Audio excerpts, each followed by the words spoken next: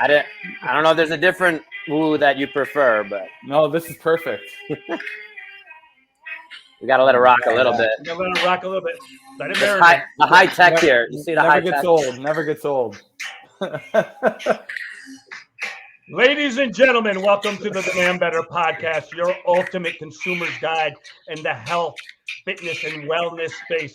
We are sponsored by Fit Care Physiotherapy and Wellness, where the emphasis is to focus on your fitness so you can avoid the healthcare space. I'm your host, Corona. I'm coming to you from the concrete jungle of New York City. And joining me, as always, is my esteemed co-host, Dr. Bo Babenko, who is, I used to say Erie, Colorado. It's not that.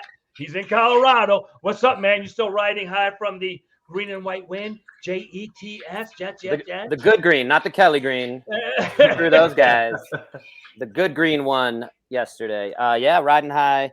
Just had our son's 1 year doctor's follow up. So Yeah, you know, it's a big one. Yeah, Tony, how old's your kid? He is 6.5. Wow. But Bo, you know, you're not supposed to introduce him yet. You're messing it all up. But I'm going to take over from here. Today, we have our very special guest joining us all the way from Beantown, Mass, with roots in Groton, New York, the incredible Tony Gentilcore. He's not your average guy. Growing up in Groton, which there's not much to do. No. He found his passion for sports and excelled from a young age. His talents and dedication let him play baseball at Harvard on the Hill, also known as Onondaga Community College, where he truly shined. Tony's achievements included being most valuable player during his freshman and sophomore years, as well as receiving all conference, all region honors in his sophomore year. Although his journey to MLB didn't happen, the 88-mile-per-hour fastball just didn't sell him. Tony's story is far from over. Undeterred, Tony pursued his education and earned a scholarship to Mercyhurst College. After 2 years of playing, he decided to take a different path. Tony finished his degree at SUNY Cortland, graduating magna cum laude, as Tony proudly says. That's Greek for 100% badass. And we SUNY alums, brother, with a degree in health and education and concentration in health and wellness promotion. Tony's passion for his fitness and helping others led him to co-found Cressy's Sports Performance Center in 2007 alongside Eric Cressy and Peter Dupius. Talk about a powerhouse team. But Tony's journey didn't stop there. In 2015, he ventured out on his own and became the proud owner of Core Brookline. His dedication to his craft and commitment to excellence have made him a founding member of the Men's Health Fitness Council. Additionally, Tony contributes to Top Fitness Magazine and website, sharing his expertise in the world. Now, if you think Tony's all work, no play, think again. He's obsessed with Star Wars, a huge fan of Matt Damon, and can't resist a good old beef jerky. However, there's one thing he's not a fan of, Tracy Anderson. Love you, Tony. His lives in Boston with his wife, son Julia, and cat Dagny. So get ready for an upbeat, positive episode as we dive into Tony Gentilcore's incredible journey, his expertise in the health and wellness, and his infectious passion for helping others demand better in their lives. Stay tuned because this is going to be one podcast you don't want to miss. What's up, Tony? My God, that was the best introduction that I've ever who wrote that introduction? Like, where was that? That's unreal. So much research. That was like a reminiscent voyage there. I was like, man. We don't do that for everyone. We don't do that for everyone. Corona, I think he felt like it was one of like those who's hiding behind the door? It's like your third grade teachers. I felt like you were going to bring out Tony's third grade teacher. Listen, man. Listen, when you bring in greatness, you have to bring it. You have to bring it all the time. So you're one of the best in the industry. What's going on, man?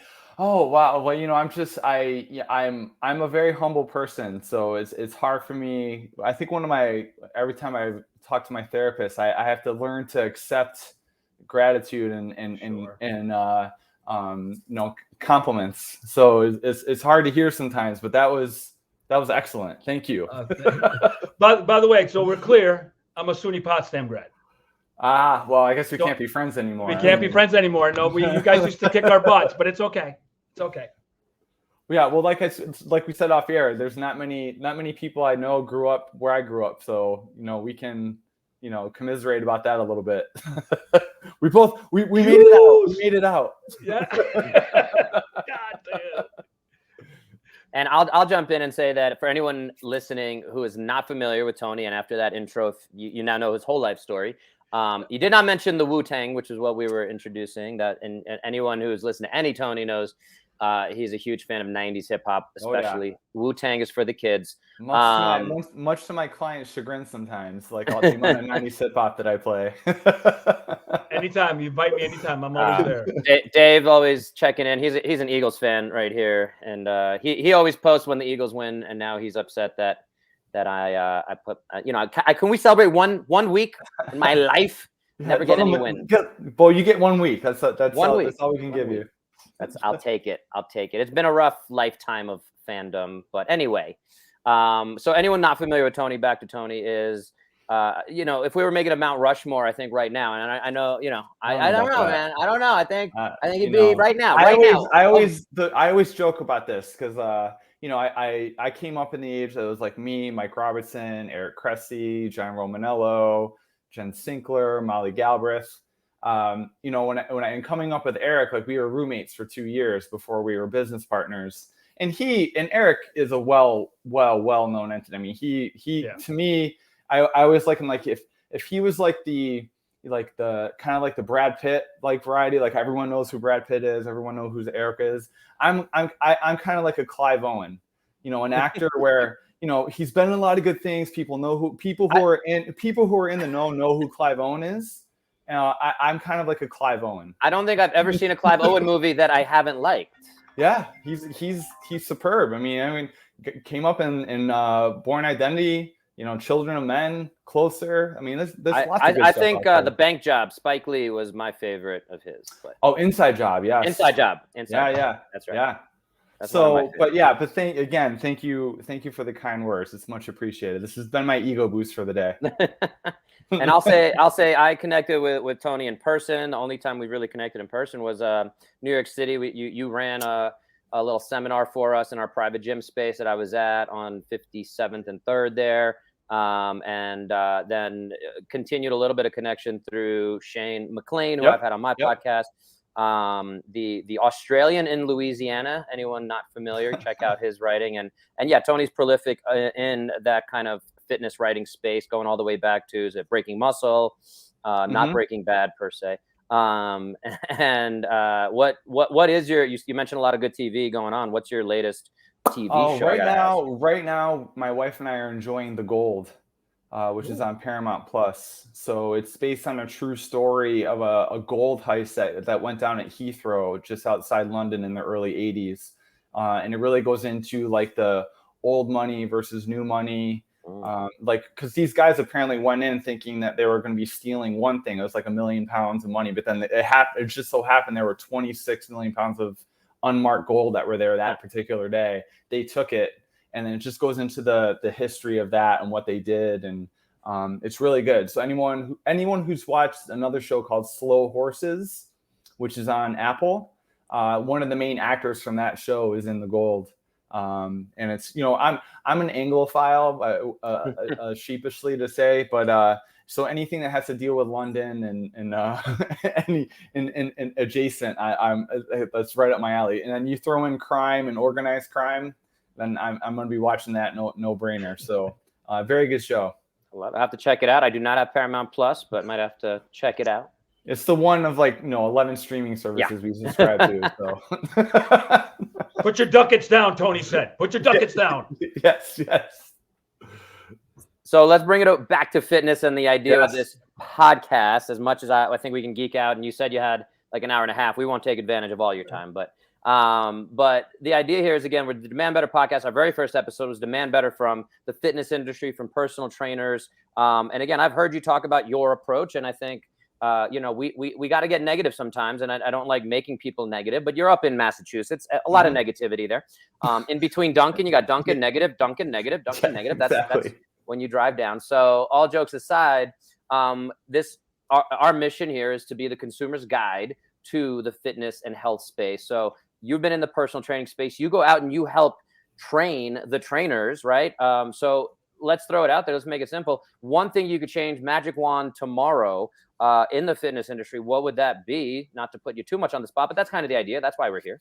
I think people need to have a better appreciation of and have a little bit more of expectation management of what it really takes to get results. It's longer than people think, and it's harder than people think. It isn't just, getting on Instagram and seeing what the latest trends are, and you're going to do it for 2 weeks and magically you're going to get the results you want. And I'm constantly having conversations with my clients, not in a negative way. Like sometimes I have to play the a-hole, and sometimes I have to play the police. But when they get frustrated about not getting a certain amount of results, or they get frustrated with a certain goal of theirs, I have to come in and be like, listen, are you following the program? Are you working as hard as you think you're working? What can I do to keep you on point and on task?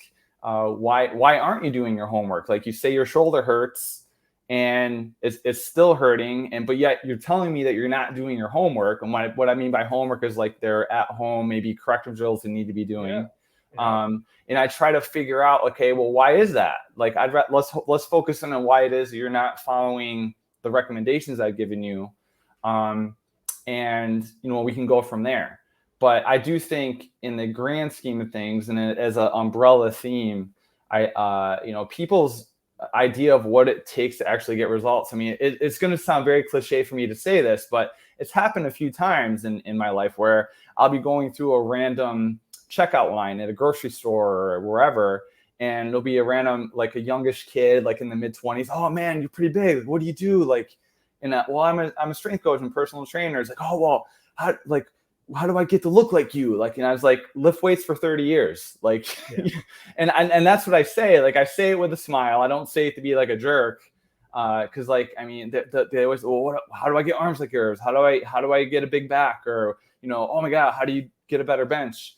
And literally I'm always like, you got to lift weights for many, many, many, many, many years and be consistent. Cause consistency trumps everything. I mean, I'd rather have people following the most mundane program, but hitting it consistently than the one that's all glitz and glam and fancy, and just going half-ass at it. So I know I tend to go off track and rant, but I think I answered your question. Well, let me jump on you right there. Sure. So, listen, man, there's a bunch of stuff after I started digging more and more into you. The fitness industry is crazy right now, dude, because reality is that I know a lot of dudes that have numerous certifications who, as you would put it, they sit there. You got to move around your client. You actually have to get different angles, see what's going on. Where's the foot pressure? There's a lot going into what we do other than sitting there and counting. Number one. Number two, people don't want to hear the truth. I mean, when you're going through this, sucks, man. There's days I don't want to go to the gym, and Bo and I talk about this all the time. There's a lot of unsexy stuff than just sitting on the Bosu ball doing squats with snatching or whatever you want to do, some crazy exercise that people are doing without having the preparation come forward. And what we're looking at, and you talk about the glitz and glam of Instagram. Listen, there's how many guys are in their 50s looking at a 25-year-old who probably drank a six-pack and has crazy testosterone going through their body, ripped to shreds, doesn't eat right, and I want to look like him. You're never going to look like him. Yeah. I mean, our expectations are outrageous. Social media has changed everything because social media is everybody's best day. Mm-hmm. And so when we get back, what my question is after all that long diatribe is basically, I don't see trainers training like that. I work around my client. You never sit in one spot. You look at from one angle, from behind, from the other side to see what is going on, if there's any shift, and depending on what we're doing. But I don't see that anymore. And I don't see, maybe your students do it, but I don't see this in the general industry anymore. Well, when I'm presenting to other fitness professionals, like I always say, to go alongside what you just said, coaching at 90-degree angles.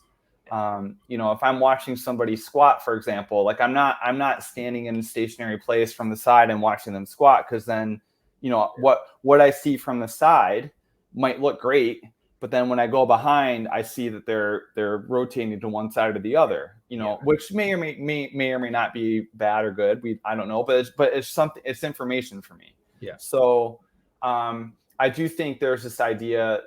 I think there's this idea, like, you know, a lot of personal trainers, I think Thomas Plummer, I got the term from him, like our clipboard cowboys. Like you know, they stand in one place, arms crossed, and they're just counting reps. And, you know, when I was at Cressy Sports Performance and we would have numerous intern classes coming in, one of the things we'd be adamant with them about is your perceived posture, like how you present yourself as a coach. You know, certainly you have to dress professionally. Like you can't come in with like raggedy hair and wrinkled shirts and, you know, tank top. And that's just not how we rolled there. I'm not saying that's wrong. It's just not how we rolled there. And, you know, when they were interacting with clients and particularly young athletes, you know, a big beefy dude standing there with their arms crossed, you know, in the middle of the weight room is going to seem and look pretty intimidating for a 14-year-old kid or even a young adult to come up to it. Hey, what's a goblet squat? And if they're just standing there with their arms crossed and not looking like they can be approached, like that's a problem. So, you know, I going back, you know, when I'm with my clients, I mean, I think I'm a good coach. Like I've been around for a while. Like I know you know, there's a reason why my clients are loyal to me and stay with me. And it's because I can get them results. And, you know, whether their goal is to deadlift more weight or move a little bit better or look a little bit better, I'm able to get them results. But I think part of why they like working with me is that, you know, I'm not going to toot my own horn, but, you know, I'm cool to hang out with. Like I will talk about movies and pop culture during a session. I will talk about their pet, their kids. Some trainers take it way too far when it comes to quote unquote hanging out. Like I'm not there to, you know, just talk and chat for an hour. Like you are going to work. Like we're here to get a training effect.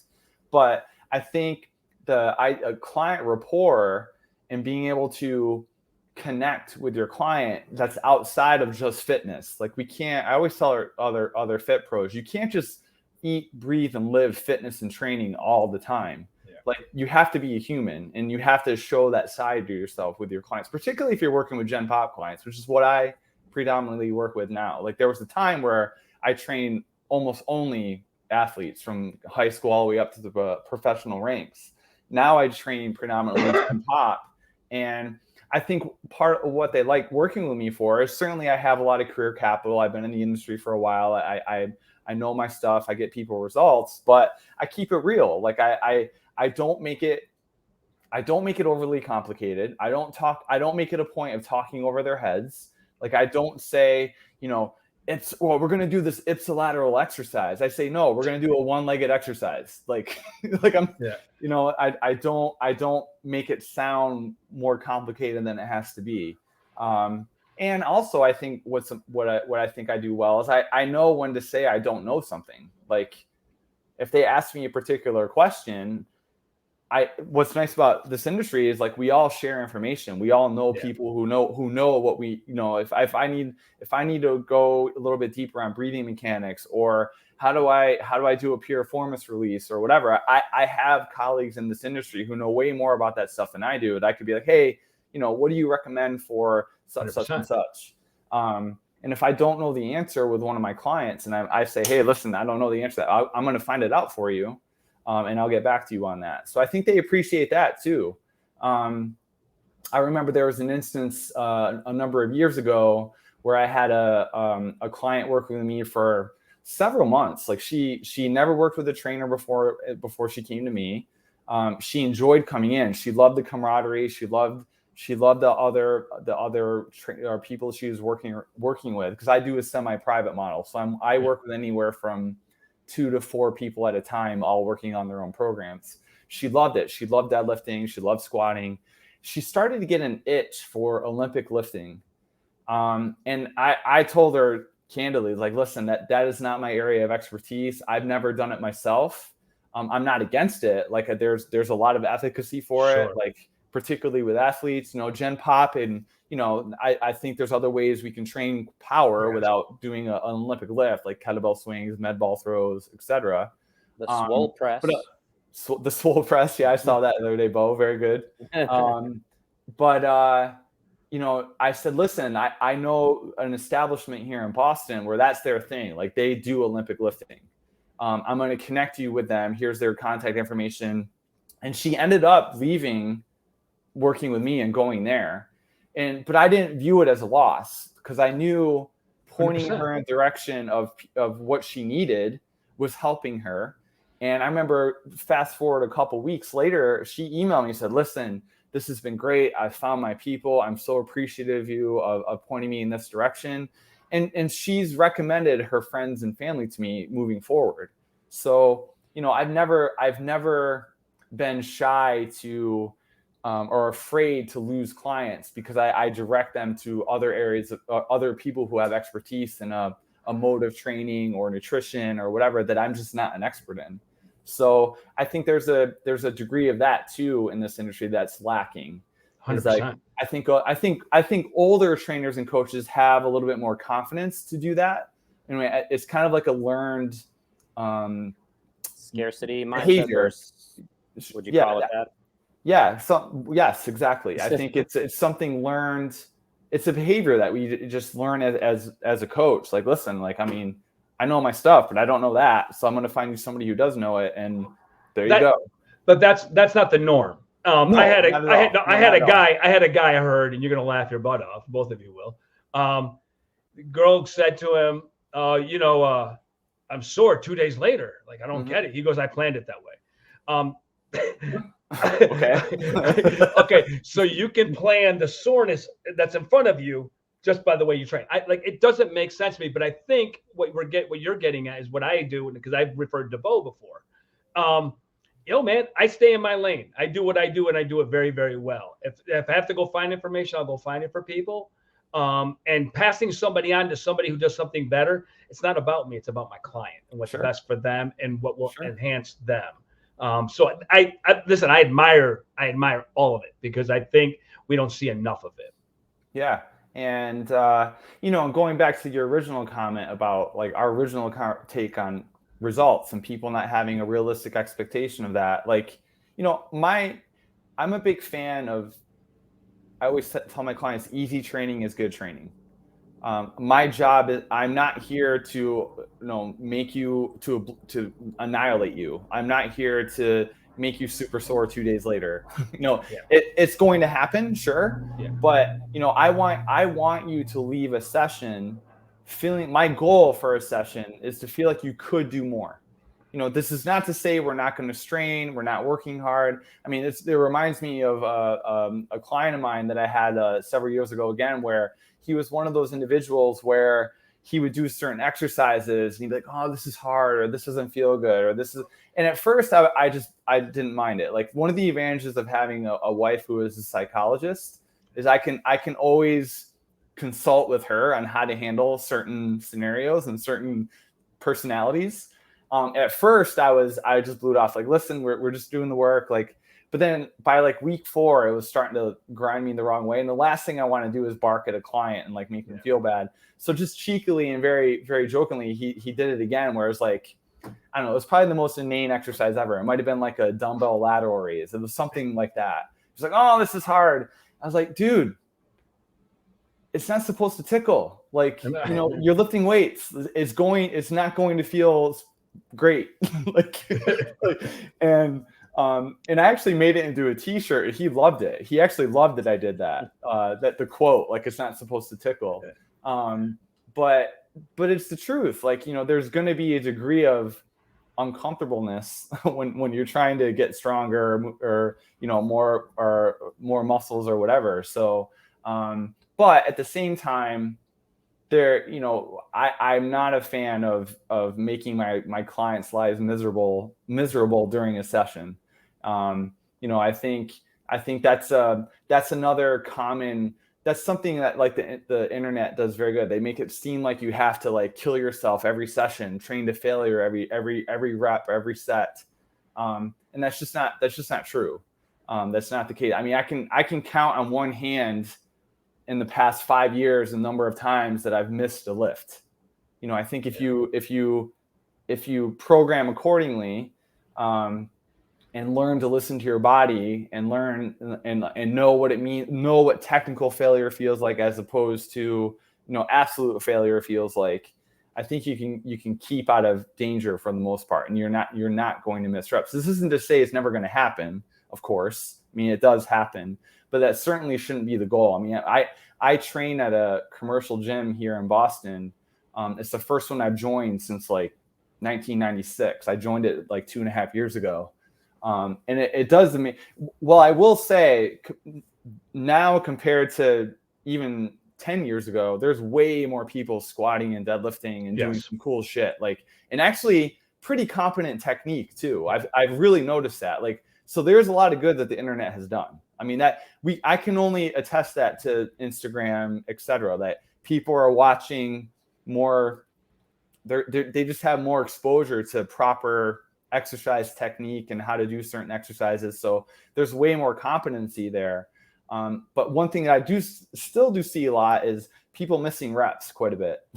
And, you know, where it's like, oh, they go to bench press and they have to get that, they get greedy and they have to get that one extra rep or two in. And I'm just like, no, I would just cut it short when you feel like the bar speed is slowing down, or when you feel like your technique's deteriorating. Set's done.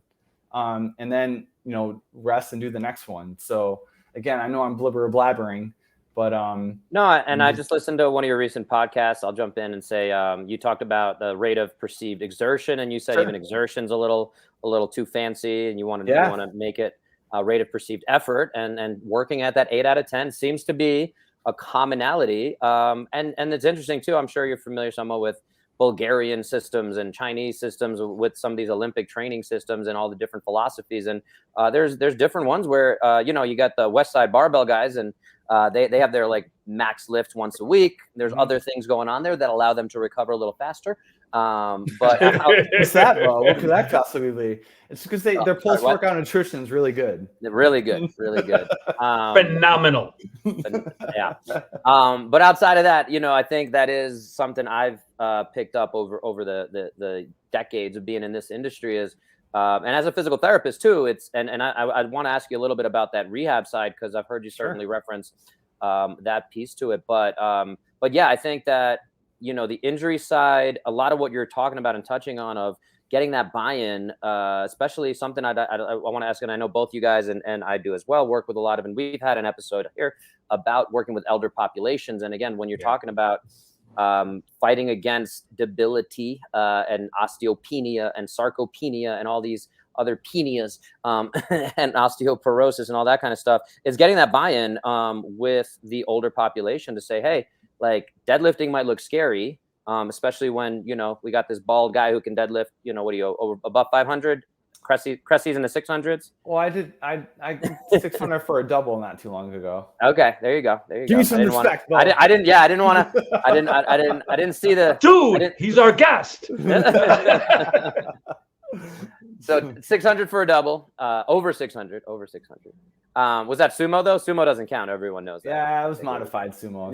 So I guess I have to be put in jail for that. So Bo, between you and me, let's pretend he's not here. Just let him say 600. Just go with it. Just let it go. Just let it go. It's Tony Gentilcore.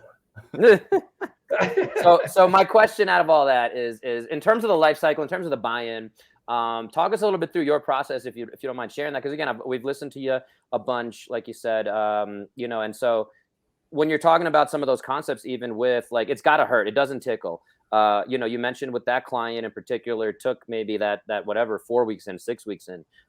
Is this stuff that it doesn't sound like you're necessarily laying it out day one, like, hey, this is gonna suck.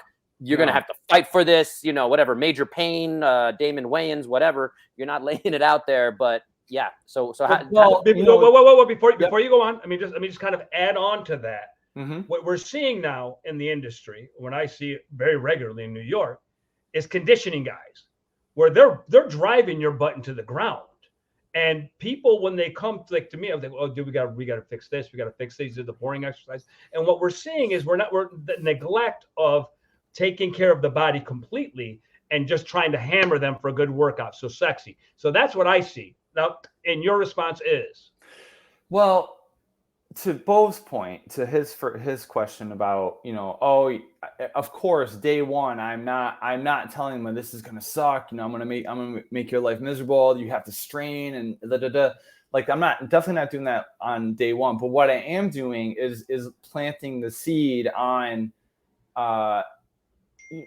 demonstrating to them or showing them, okay, what it actually feels like to strain eventually, or maybe even come close to training to failure eventually. Because what I mean by that is I'm a big fan in the very beginning, maybe not so much in month 1 or even month 2, but eventually I'm going to start introducing to my clients reps, rate of perceived effort, reps in reserve. And why I like doing that is, if I tell somebody, listen, I want you to do this particular exercise, say we're talking about a flat dumbbell press. They're laying on their back and they're pressing dumbbells. I want you to go to 2 reps in reserve with this weight, and I'll say within 8 to 10 reps, but I want you to use a weight that you feel like you can do until you have 2 reps left in the tank, but you're in an 8 to 10 rep range, and they'll do it like, okay, done. And I'll be okay. This time I'm going to watch you and I want you to do as many as you can. And then they do 25 reps. I was like, that is not 2 reps left in reserve. That is plus like whatever that number is. And they're like, oh, okay. So then I'm like, okay, let's bump the weight up a little bit. And now we're going to actually get you to feel what it feels like to be within that 2 reps in reserve at this particular weight within that rep range I want you to be in. And just, again, planting the seed. And I'm constantly doing this with my clients, so they get an understanding of what that actually means. Because then eventually when they're doing sessions on their own, because they're not with me every single time, they get a better understanding of what I want, or really how hard or how effortful I want them to be training. Again, not to absolute failure or anything, but they got to learn, okay, what is a 2 or an 8 RPE feel like? What is, when Tony says he wants 1 rep in reserve, what does that actually feel like? What does that actually mean? So, again, not in month 1, maybe not in month 2 with certain clients that I'm working with. I mean, of course, if someone comes in with some expertise and they have a fair number of years under the belt, I can start doing that sooner rather than later. But if I'm working with an elder population or someone who's a complete newbie, my goal then is to just demonstrate to them as much success as possible. So, Bo brought up this idea of the deadlift. Like, that's a very intimidating lift for a lot of people, young and old. They look at a big 300-pound power lifter doing a deadlift with blood coming down his nose. Like, oh my God, that's insane. And they think that's a deadlift, like that they have to do it that hard. And I'm like, no, like a deadlift is a hip hinge. That could be with weight, without weight. It could be with dumbbells. It could be with a trap bar. It could be with a cable pull through. It could be whatever. And I'm just trying to find where they are going to be successful in that spectrum. And then we're hammering that. And that goes to the squat too. Like, it doesn't, to me, like, very rarely, if ever, is someone going to walk in on day 1 with me and I'm going to put a barbell on their back and we're just going to back squat till, I mean, it just doesn't happen. I mean, there's a system that I like. They have to prove to me that they can do X before they have them do Y. So, going to the deadlift, I have my heaviest kettlebell in my studio is 48 kgs, which I think technically is called the Beast. It's 106 pounds. Yep. So I say, listen, we're not going to touch a trap bar until you show me that you can deadlift that Beast 5 times with pristine technique. That could be session 1 for some people. It could be a week for others. It could be a month for others. So as long as they know what the goal is, like, we're going to stay at this exercise, working our way up to that 48 kg kettlebell. Once you get to the point where you can deadlift that for 5 reps with pristine technique, then we will quote unquote graduate to the trap bar or whatever. And then once they get to the trap bar, then eventually maybe we'll go straight bar. I don't know. Like, most of my Gen Pop clients, home base for them for any kind of deadlifting, loaded hinging is the trap bar. But I have a fair amount of my clients that use straight bar too. But they had to earn the right, for lack of a better term, to use the straight bar before we just did it right on week 1. So, at the end of the day, if you're a fitness professional and you're working with people who are really new to strength training, you need to show them success. You need to show them competency, and with a degree of autonomy too, like giving them a little bit more choice. That's something I really hammer home with a lot of the fit pros that I talk to. Is this the self-determination theory and motivation, which there's components that have really, you're trying to hammer home autonomy, where giving people a little bit more choice or say in the matter helps improve motivation. So what I mean by that is if somebody comes in and they absolutely abhor a certain exercise, like, I mean, I've had people come in where I can't stand doing Turkish get-ups, or I can't stand doing X exercise. I mean, no one really likes doing Turkish get-ups. I love them. I love them. But if they absolutely hate an exercise, you know, it's not going to be very motivational. They're not going to stick to any program. If I force feed it to them, they're not going to do it. They're going to be so unmotivated to train that they're just not going to do it. But if I give them a little bit of choice, so using like a simple example is like, if I have a client come in and I can tell they're kind of dragging ass that day, and I know today I have scheduled, okay, we're working up to a 3-rep max on their deadlift, and then they're doing some rear foot elevated split squats and blah, blah, blah, blah, blah. And I can tell like, they're not really quite feeling it. I'd be like, listen, what's going to fill your training love tank today? Is it going to be like doing some deadlifts, or do you want to maybe do some front squats, or what do you want to do? And if they say they'd rather do X, then I'm like, all right, we're going to do that, because then they're going to be more inclined to be motivated to do that, to get after it during that session. And I think even from a programming standpoint, giving clients a little bit of choice helps improve their motivation. So there's times where I write programs for clients where the initial, I don't know, 35 to 45 minutes of a session, they're doing what I'm telling them to do. Like, listen, you're under my roof. I'm the boss. Like, you're doing what I say, because we're doing this program based on your goals, your ability level, your injury history, etc. You know, time permitting, I'm going to say, listen, you have 5 minutes left.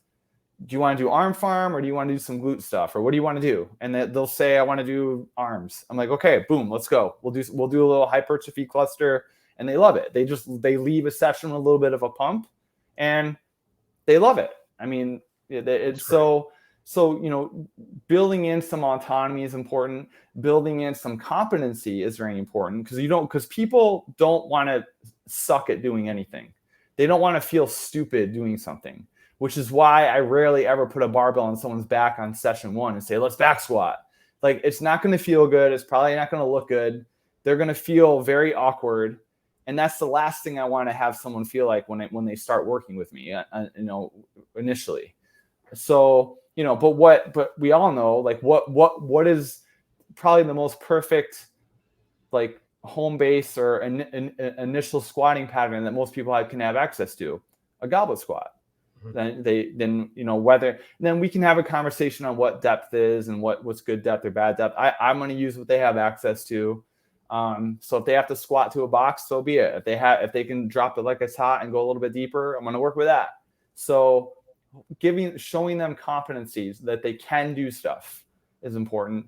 And then the last piece is just relatedness. So where that's just camaraderie. That's just being around like-minded individuals. So the one reason why I love using the semi-private training approach is, number one, like, as we're all personal trainers, we've all worked one-on-one.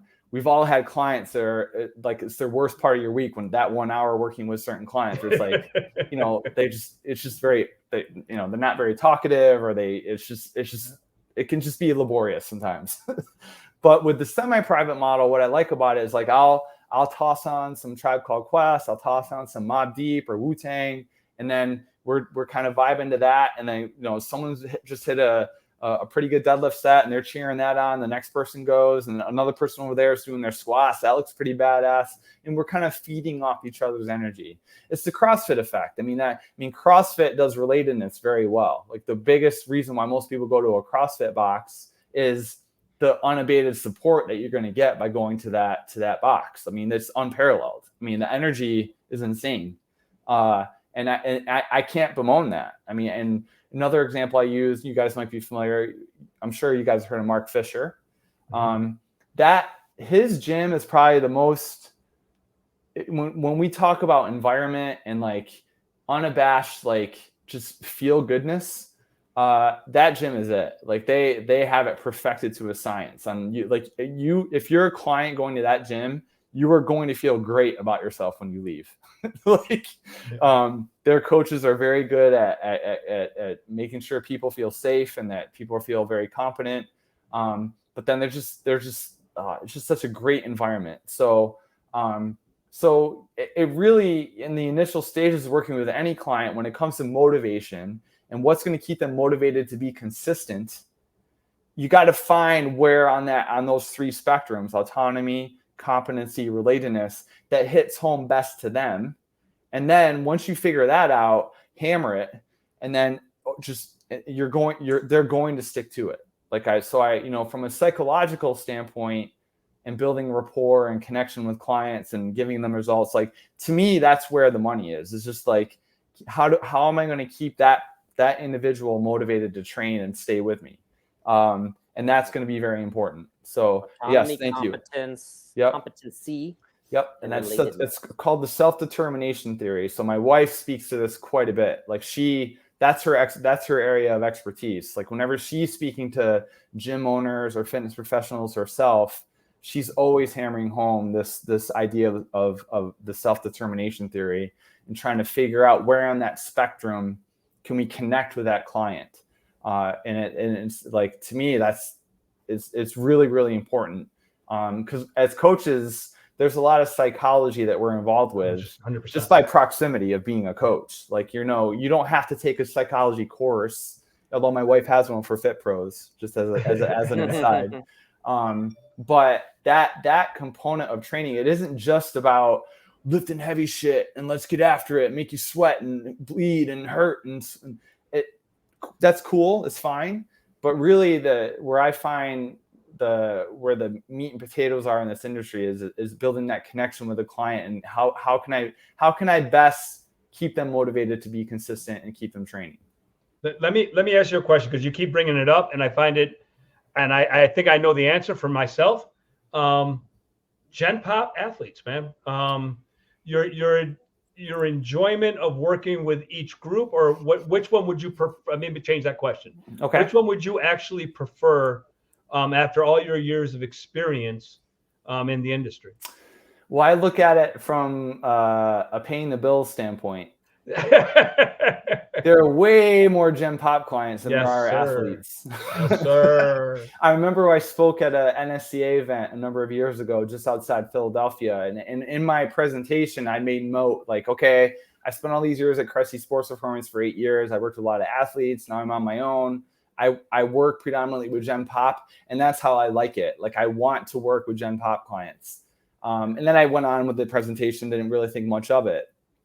Fast forward, a half a day, all the presenters were kind of standing in this open floor format where people are just kind of walking around and meandering and mingling.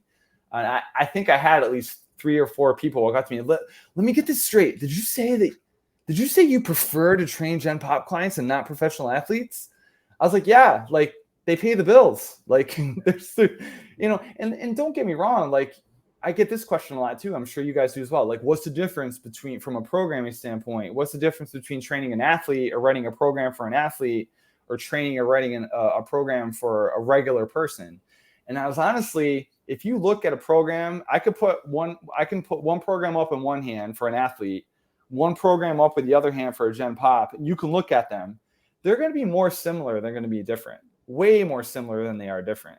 Where the discrepancy is going to be is probably the intensity of the exercises, like the load. Like, I'm not really working on a lot of like 1 rep maxes or even 2 rep maxes with my Gen Pop clients. And then the speed at which they are done. Like, I'm not going to have my Gen Pop clients do 10-yard starts. Like, I'm just not going to do that. But what I am going to do for my Gen Pop clients is have them do some simple plyometric drills like skipping, pogo jumps, scissor jumps, hide-ins, throw the med ball. Gen Pop, they love throwing the med ball. If they can get if they had a shitty day at work and their boss pissed them off or a coworker pissed them off, it's like, okay, your boss's face is on the ground, like, break his face. And like they love that stuff. So, when there's not a ton of, certainly there's some nuance with training a professional athlete who's in season versus off season and how close to the season they are and like what that looks like. But really, there's more similarities than there are differences. And even Boyle talks about this, where it's like, okay, now let's talk football player versus baseball player. Again, way more similarities than there are differences. So, because again, to your point, Corona, you're training the individual. Yeah. Like you're not training the sport. You're training the individual. So did I answer your question? You did. You did. Good. Well, let's get I really blacked deep out. on. I forgot what I said. Like, let's get really deep on micro, meso cycles. Let's dive really. No, I'm kidding. Oh no, my God! You just no, but I mean, and I wanted to share this, and you made the comment about Turkish get-ups, and I don't want to just sit here and defend Turkish get-ups, but I do find rehab clients seem to really enjoy that because they feel like they're actually doing something. Sure. And there's a place and a time for everything. And Yep. All jokes aside, like I always say, like I don't know if this is too bold of a statement, hot take. But if I was going to limit down to like 3 exercises for the rest of my life, and I think Turkish get-ups would be in that mix just because they hit so many different things. And they suck. The reason that I think most people don't like them is they do suck to do. They can get very tedious, but at the same time, I do think, I probably would include deadlifts, back squats, and maybe Turkish get-ups would be my third one. I don't know. There's a debate to be made there. But the other part I want to kind of feed off of what Tony's talking about and the theme I'm admiring and connecting to as well. And I want to, again, coming back to the theme of this show, for anyone out there who's looking for a personal trainer, who is trying to figure out what to do with their own fitness, with their own health, with their own orthopedic injuries. The human body is pretty simple. And that's what I'm hearing in your themes. And like you laid it out really nicely of like, and I don't want to keep going back to CrossFit, and Corona hates CrossFit. It makes his blood boil. Whoa. Don't tell Tony. Don't make me look like a jamoke. Tony, I mean, let's be real here. Let's be real. I am not a fan of CrossFit because when I walked into a box, I'm watching a bunch of people doing stuff they shouldn't be doing. Mm-hmm. You can't immediately rotate your shoulder. You shouldn't be doing snatch. And I was watching people do that stuff. So I have issues. I'm not saying we had a thing that I hate CrossFit.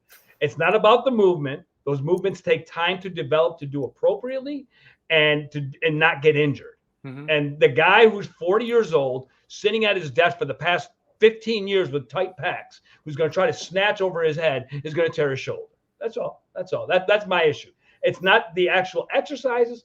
It's the facilitation of the exercise by people who haven't done it long enough to actually facilitate the teaching of it. Go ahead, Bo. I disagree with that. And I don't disagree with it either. I think you just like making me look like a schmo. It's not nice. Well, I think to talk about that for a second, I think my criticism of you is, again, there's definitely criticisms of any program. We can criticize SoulCycle. We can criticize Tony Gentilcore's gym. Sure. We can do that from place to place, and your program, my program, etc. But the thing I was trying to get at is and I'm just giving credit to Greg Glassman, who is the founder of CrossFit and has his own controversial past and all that kind of stuff, past and present, I guess. But his line that was exactly what you were getting at is the needs of a professional athlete and a grandmother are the same. And they're only going to vary in intensity and possibly a few small variables. But at the end of the day, our bodies can hinge, squat, lunge, push, pull, run, gait, carry, throw, all these kind of things. We can break it down really simply. And I've found, again, someone like Coach Dan John, who I've heard you reference as well, Tony, is Mm-hmm. There's a reason guys like you and Coach Dan John are the ones I think people like me look at, not just like who has the newest and most exciting exercise. Again, Mike Boyle, Eric Cressy, all these guys that we throw out there are the ones who are like, let's take the really simple shit and like just build on that and the consistency that you talked about from the beginning. You can go on Dan's feed or Mike Boyle's feed or Mike Robertson's feed or my feed. You're not going to see a lot of new innovative exercises. And except you're the not swole press. and you're like not the going to press. The swole press is cool, yeah. Although I didn't come up with that. But you'll see a lot of, like, I think most competent coaches who've been in the industry for a while will understand that at the end of the day, principles are what matter. Like, that's going to be like the big base and the big stake in the ground is principles. Like, what I mean by principle is like, okay, progressive overload. Like, that to me is a principle of strength training. Like, you have to induce progressive overload in order to get stronger. That is a principle that is just like, I will die on that hill. Like, now, however, where we'll argue, or where people will argue, are the methodologies to attain progressive overload. There are myriad of ways to do that. I happen to be the type of coach that tries to keep it pretty simple. I don't feel like we have to do these fancy set rep schemes and block periodization, and particularly with Gen Pop clients. I mean, I might get flack for this, but for the bulk of my Gen Pop clients, I'm not writing a periodized program for them. Like, it's just, their life is too chaotic and inconsistent with work-related activities and family obligations and pandemic stuff and et cetera, travel plans, that writing a 3-month block for them ahead of time is a waste of my time. Like, it's just 100%. it doesn't make a lot of sense. Now, don't get me wrong. There are some clients of mine who are very consistent, and I do take the time to do that because I know that they are going to be they're in it. Like, they're not going to not do it. I think I said that correctly. I think, any good coach, I feel, would just go out of their way to not overcomplicate things. Yeah. I can't stress that enough. Like, I understand why there are coaches, particularly young coaches or new in this industry, who are on social media, the various social media sites, and they're trying to gain attention. And to me, unfortunately, for good and bad, that's kind of like the goal of the industry now is eyes and attention and likes, and it doesn't mean anything, and it doesn't really matter. I think if you want to have long-term success in this industry, it behooves you to just keep it simple, stick to the principles. I'll leave it up to the individual coach to have their methodologies. I'm not here to say what's right and wrong. Everyone has their likes and dislikes and biases, and I can't bemoan people having their way there. But I don't like this current trend, which probably isn't going to go away anytime soon, of just like circus acts and like, even, I don't know, like, even this, like, I was watching an ad on Instagram, like this guy was talking about like speaking and how important that is. And it is, obviously, like you have to be an engaging speaker, but it's like, they have like 3 different lights set up and a special mic and like, I'm like, I don't feel like you have to go that far. I feel like if you're giving out good content and you're consistent with giving out good content, like you're going to get traction. I don't know. I don't know. I'm a bit old school in my way of thinking. So, and I do feel there's an underrated. I think writing, the skill of writing, is an underrated skill. Like, I think if you really have a leg up on your competition, if you're a good writer, and I don't mean you have to go out there and write 5-page articles on Turkish get-ups or the difference between extension-based back pain and the flexion-based back pain. But I do, being a good writer could be writing a coherent email or a good tweet. I mean, that is writing too, in a way that's engaging, and really doesn't just bark at an issue. That's another one of my pet peeves, people are good at barking. Like, this sucks, that sucks, this sucks, this is stupid. Okay, well, why does it suck, or why do you think it is stupid? And if that is the case, what do you suggest in place of that? Like, solve it. Like, solve the what you're bringing up. There's lack of that too in this industry.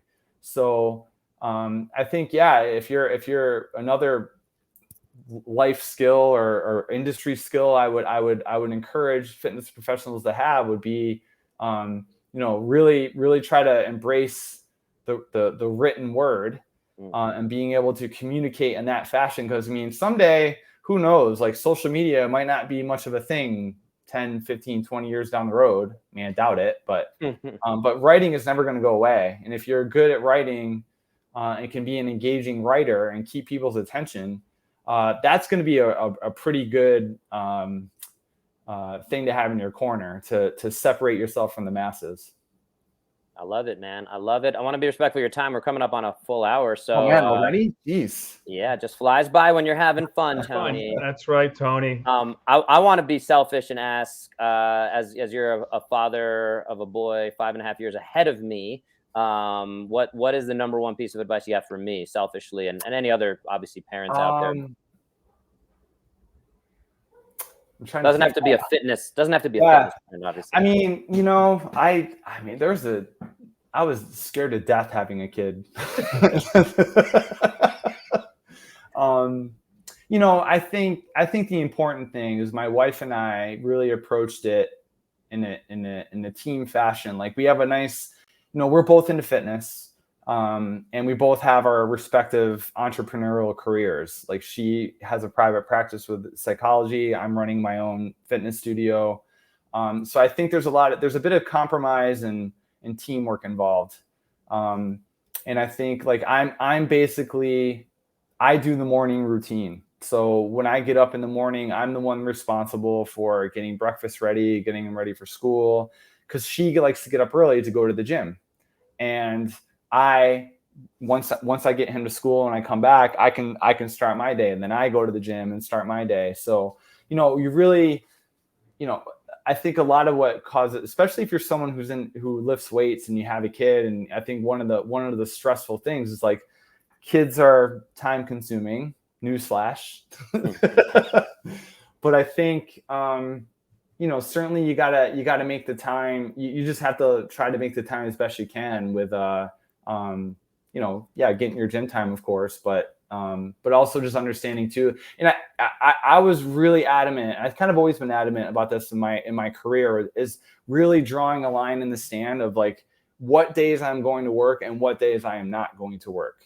So there are certain days out of the week where I do not coach at all. Like I won't compromise on that. Like these are my days off. These are the days that I use to catch up on life. And that could be anywhere from, doing laundry and doing errands to, 2 weeks ago on Thursdays are one of those days for me. Like that's essentially my Saturday is Thursday.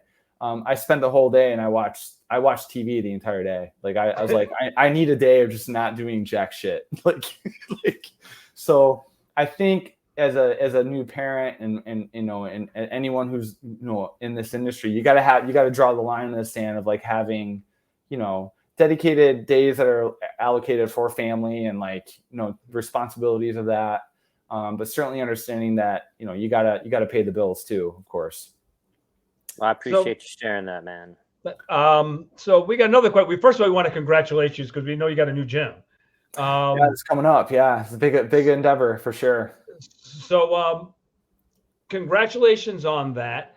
Since we're coming on this hour, what would you give the listener or advice to as they go through this journey of maybe finding a trainer or finding a facility? What would be your best advice to them as they go forward in their search of their journey? Because this is a journey. You have to find the place. This is a journey. I mean, as far as looking for a trainer, to me, if I always tell people, you want to find a trainer that's going to basically do more listening than talking. Like to me, it's a pretty big red flag if you go in, because some people will join a gym and usually there's a complimentary session with a trainer, maybe two. And to me, it would be a red flag if that trainer is just immediately like, just all about them. Like, here's who I've trained. Here's what I've done. And like, they don't really do an assessment. And when I say assessment, it doesn't have to like be this thorough, like put you under the microscope and like endeavor. Like it's just a couple movement screens. Like I've really, I mean, and you want to talk about being in the career or being in this industry for so long. I mean, I remember a time where maybe you guys can remember this too, where we went out of our way to make like the assessment really lengthy. We use big words. We tried to show people like what they sucked at. And I can look back and be like, I probably lost a lot of business because I went out of my way to showcase dysfunction with clients when really it wasn't even anything. So I've really expedited my assessment process with my clients, where it's like, if I'll say, show me a body weight squat, And the only thing I'll say is put your hands out front for a counterbalance. Now show me a squat. If they can show me a pretty good squat right out of the gate, I'm like, okay, let's go load it, and then let's get after it. I'll look at their push up and maybe look at their lunge pattern, and I'm really kind of off to the races. Unless someone has a pretty lengthy injury history, I don't see the point in peeling back the onion that much on an assessment. Like of course, if someone's coming in with a pretty unique injury history, I'm going to take my time to figure out what positions and exercises and ranges of motions exacerbate their pain. And okay, let's try to work around that as best we can within my scope, of course. But if they're not coming with that, and I'm like, I want to get them training as quickly as possible. So to me, it would be a red flag if a person's looking for a trainer and there's no semblance of a screen being done. No, whether it's FMS, whether it's NASM stuff, I don't care. But there's got to be some degree of intake to me, and that at the very least, if anyone's looking for a trainer. Well, it's funny because our very first episode was basically exploring what are the top 5 things demanding better from personal trainers, and that was the number one thing we brought up was if there's no assessment, turn around, get out of there. Yeah, I really have a hard time believing that you can conjure up or muster up any semblance of a plan with a client if you're not taking into consideration their injury history, their ability level, their goals, their anatomy. Like, I mean, people move differently. Like, you have to watch them like do a hinge and a squat, and like they're just, leverages matter. I mean, people are gonna move differently. So there's got to be that. Now, in terms of gym, like what to look for in a gym, I don't know where to begin there. Like, I guess it's gonna. I've been lucky in that the commercial gym that I joined recently is a pretty well equipped gym. Like, to me, I knew what I was going in, what I needed. It's really rare. This gym has, I think, 10 power racks, like 5 deadlift stations. They have a deadlift bar, which I love. I basically grabbed that the first thing when on deadlift day. I seek out that bar and I like take it and hide it and put it in the corner. And I was like, okay, that's mine for today. So I think it's just going to depend on what kind of training you're looking to do. But you guys might have more say in the matter, like what would be to look for at a certain gym. But I look for things where, there's a competent staff. There's maybe there's a fitness manager who's in charge of the trainers. Like, I think most good gyms will have access, if not in-house, they might have a feeder system into physical therapy. I think that's important. I think a lot of gyms now have maybe a side door somewhere or a side room somewhere that is a PT clinic. I think that's important. So just stuff like that is what I would look for. Friendly front desk staff. Friendly front desk staff is important. They say hello. Like, I don't know. There's who's to say, but because most people aren't going to most new people going into a gym aren't really going to be aware of what equipment they need. 100%. But I think they need to have, at least some kind of introductory session to know the lay of the land, and and then hopefully they get a competent trainer that they can just show them the ropes a little bit. He said hopefully. Yeah, hopefully. Here's the real question. Your new gym, how many Dunkins are within a 5-minute walk? I think there's one. Only one? Yeah, where my gym is going to be located is a little bit more neighborly. Not many chains are in that area. So we're excited for it. It should be opening in the spring. So, well, if anyone is up in that area, which town is it? It's in Brookline. Yeah, Brookline. Yep. If anyone's up in that area, go take advantage of this superstar. Absolutely. David, are you gonna and you also work with clients online like myself? Sure. Right? Yep. So yep.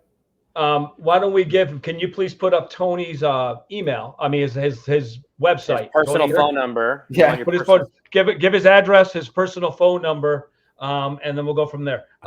You have any other questions for this superstar that we've gobbled up an hour and 4 minutes of his time? Let's get out of here, man. All right. So listen, Get him out of here. Thank you, listeners, for joining us in this incredible journey today. We are grateful for your presence and support. And a special thank you to you, Tony. No, I appreciate it, fellas. This is great. No, thank you for gracing us with your wisdom and inspiring story. If you enjoyed today's episode and found value in our conversation, we kindly ask for your support. Help us spread the word about the Demand Better podcast by writing a review, liking, sharing, or subscribing to our show. Your engagement means the world to us. Help us reach more individuals who are seeking to demand better from their lives. Remember, together we can make a difference and strive for a better tomorrow. Stay tuned for more thought-provoking discussion and inspiring guests in the upcoming episode. We are sponsored by Fit Care Physiotherapy and Wellness, with the emphasis to focus on your fitness so you can avoid the healthcare space. Thank you once again, and until next time, keep demanding better. Thanks, Tony. Don't forget to check the rhyme. Oh.